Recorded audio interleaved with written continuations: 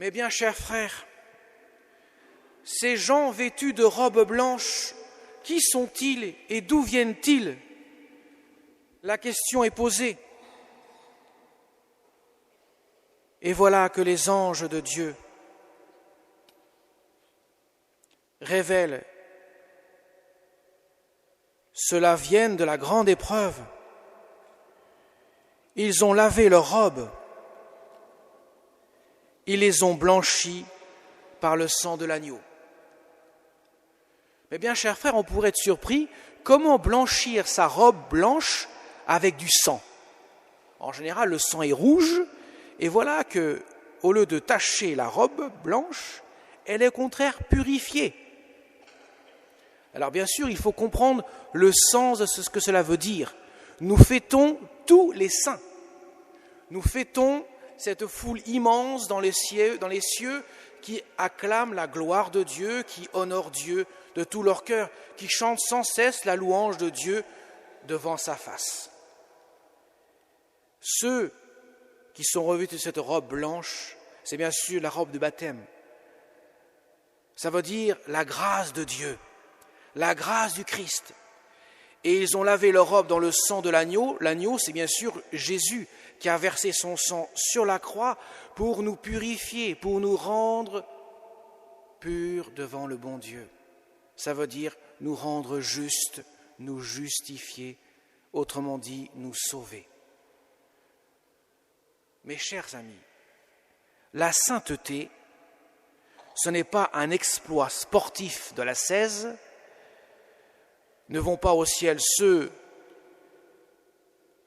qui sont entraînés à jeûner, à subir des épreuves extrêmement difficiles, à vivre de grandes souffrances, à manger très peu, à dormir très peu, et j'en passe. Même être saint, ce n'est pas forcément celui qui va nourrir des millions d'affamés. Si je ne le fais pas avec amour, saint Paul nous dit ça ne sert à rien. J'aurais beau me faire brûler vif, s'il me manque l'amour, cela ne sert de rien, dit saint Paul aux Corinthiens. La sainteté, c'est donc pas un exploit, c'est pas des capacités surhumaines que j'aurais, un espèce de gène que j'aurais eu de ma naissance qui ferait que je devienne un saint. Non. La sainteté, c'est l'ouverture du cœur. Plus j'ouvre mon cœur à Dieu, plus le Seigneur peut habiter ce cœur et donner sa grâce. Et ainsi, il me sanctifie. Car ce n'est pas moi qui me sanctifie, c'est le bon Dieu qui me sanctifie par sa grâce. Autrement dit, un saint, pour caractériser un saint, c'est quelqu'un qui a ouvert son cœur à Dieu. Ça paraît très simple, mais c'est hyper compliqué parce que nous avons tellement de résistance dans notre cœur, tellement d'obstacles à l'ouverture du cœur à Jésus. La porte est tellement, pourrait-on dire, grinceuse, elle est tellement dure à ouvrir, il y a tellement de rouille sur les gonds qu'on a du mal à l'ouvrir sans que nous faisions des actes d'humilité. Et Jésus le dit bien dans l'Évangile, les béatitudes. Heureux, bienheureux ceux qui accueillent la grâce, les cœurs purs, les artisans de paix, ceux qui pleurent à cause du Seigneur, les miséricordieux, jusqu'à dire heureux si vous êtes persécutés, si vous souffrez, si l'on vous insulte à cause de moi, soyez bien heureux, car votre récompense est grande dans le ciel. Jésus n'est pas en train de faire l'éloge de la souffrance, il est en train de faire l'éloge de l'amour. Si vous aimez jusqu'au don de votre vie, ça veut dire si vous aimez en vérité, soyez-en sûrs, quelles que soient les épreuves, les souffrances que vous vivez, le Seigneur vous donne bien au-delà de ce que vous pouvez imaginer. Ce n'est pas une éloge de la souffrance, c'est une éloge de l'amour. La sainteté consiste à accueillir l'amour de Dieu. Nous avons 2 saints, les reliques de 2 saints devant l'autel, Saint Mexan et Saint Léger. 2 saints qui ont vécu ici même, à Saint Mexan. Ah, il y a très longtemps, il y a beaucoup d'années, effectivement, il y a plusieurs siècles. Dans les années 500, 600. Il y a 1400 ans pour Saint Léger qu'il est né. Et 1500 ans que Saint Mexan est mort. Ces saints n'ont pas forcément fait de choses extraordinaires, quoique Saint Léger a une vie quand même très tumultueuse et a commis des actes d'amour inégalables, dépassant la capacité d'un homme, mais portés par la grâce. Saint Mexan a vécu ici, dans un monastère, avec ses frères. Il a prié le Seigneur, certes, mais il a surtout aimé, avec l'amour de Dieu, le Seigneur et ses frères. Il faisait tout avec amour. Et quand nous prenons les saints qui nous sont plus contemporains, Sainte Thérèse de l'Enfant Jésus, même si elle a vécu il y a 100 ans, Sainte Bernadette Soubirous, ces petites saintes que nous connaissons bien par leur vie, elles n'avaient pas de grande capacité. Sainte Bernadette savait seulement éplucher des pommes de terre, râper des carottes, et à part ça, pas grand-chose d'autre. Elle se sentait vraiment très petite. Et pourtant, elle est devenue une grande sainte, parce que tout ce qu'elle faisait, elle le faisait avec l'amour de Dieu. Et la Sainte Vierge Marie, car c'est une femme qui a la plus haute marche du podium de la sainteté. Cette marche sur laquelle personne ne pourra dire « pousse-toi, je vais m'y mettre ».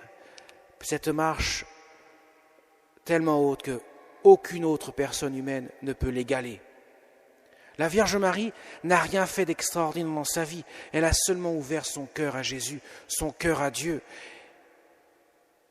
Elle a seulement dit à Dieu, « Oui, Seigneur, que tout se fasse pour moi selon ta parole. » La sainteté, c'est donc ouvrir son cœur à Dieu. Et c'est Dieu qui fait le travail.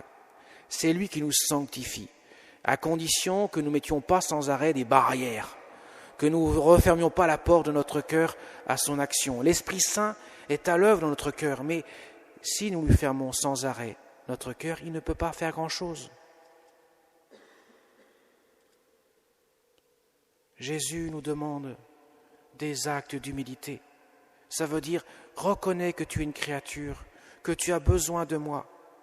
Un enfant a besoin de sa maman, son papa. Il a besoin de ses parents. Et sans ses parents, il se sent perdu. Nous sommes des enfants, mes chers amis. Nous avons besoin du Seigneur pour que nous puissions être heureux et heureuses. Car, qui que nous soyons, nous ne pouvons pas être pleinement heureux en ce monde, ici-bas, si nous n'avons pas le Seigneur qui nous donne ce bonheur.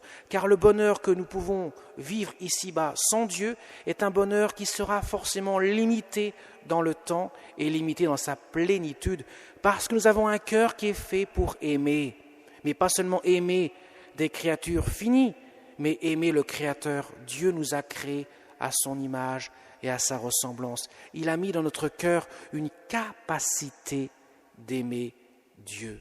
Ça veut dire d'aimer l'infini qui est Dieu. Et ce qui veut dire que seul Dieu peut combler le cœur humain. Que nous en soyons conscients ou pas conscients, cela est une réalité incontournable. Le monde ne peut offrir cela à l'homme. Voilà pourquoi l'homme court sans arrêt après des multitudes de biens, de passions, de plaisirs, de sensations, pour assouvir son cœur en manque d'absolu. Et les saints nous révèlent que seul Dieu, l'absolu, peut le combler et rend profondément heureux. Mais cela demande sans cesse d'ouvrir notre cœur à Jésus. C'est un combat continuel, parce que nous avons la fâcheuse tendance à lui fermer la porte au nez. Vous voyez, mes chers amis, la sainteté, elle n'est pas réservée à une élite. Les saints n'ont pas eu un gène que Dieu leur aurait donné et n'aurait pas donné à d'autres. Les saints, ce sont des hommes et femmes normaux qui ont un jour entendu l'appel dans leur cœur pour ouvrir ce cœur à l'amour de Dieu. Et le Seigneur, lui, est fidèle. Il n'abandonne jamais celui qui se réfugie dans son cœur miséricordieux. Jamais. Car si l'homme est infidèle parfois, Dieu est fidèle, quoi qu'il en coûte, jusqu'au don de sa vie sur la croix. Il est mort pour chacun d'entre nous, sans exception. Mais il nous laisse libres devant le salut. Alors mes chers amis, n'oublions pas nos saints patrons, nos saints de chez nous, la Sainte Vierge Marie. Demandons leur intercession, demandons qu'ils nous aident, nous aussi, à ouvrir notre cœur à Dieu. C'est pas compliqué de demander ça, et la grâce de Dieu fera le reste. Et n'oublions jamais que mon frère, mon voisin, ma sœur, ceux qui vivent autour de moi, même si j'ai du mal à les supporter parfois, parce qu'ils ne sont pas comme ci, ils ne sont pas comme ça, et ils réagissent comme ci, ils réagissent comme ça, ils sont aimés du même amour que moi pour le Seigneur. Et le Seigneur me dit, tu ne peux pas dire que tu veux m'aimer et que tu n'aimes pas ton frère, à qui tu lui reproches des tas de choses. Il faut que tu découvres aussi que l'amour demande des renoncements, parfois des sacrifices. Mais l'amour est beaucoup plus grand que ces sacrifices et ces renoncements. Il procure un bonheur éternel.